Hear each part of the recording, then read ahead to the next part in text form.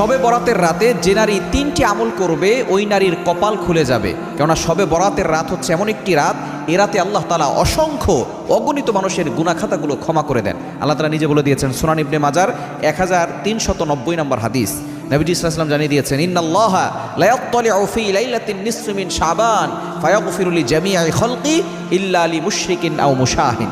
এ রাতে আল্লাহ তাআলা সন্ধ্যার পরে মাগরিবের নামাজের পরপরই আল্লাহ পাক রব্বুল আলামিন মানুষের দিকে দৃষ্টিপাত করেন, প্রথম আসমানে চলে আসেন এবং আল্লাহ পাক রব্বুল আলামিন সকলের দিকে দৃষ্টিপাত করে সকলকে সাধারণ ক্ষমার ঘোষণা করে দেন।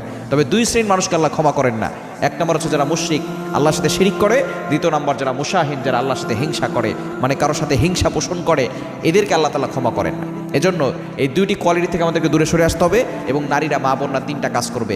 এক নম্বর হচ্ছে আপনি আপনার প্রয়োজনীয় নামাজগুলো পড়বেন। প্রয়োজনীয় যে জিনিসগুলো আছে, সলাতুল হাজত, আপনি 2 রাকাত নামাজ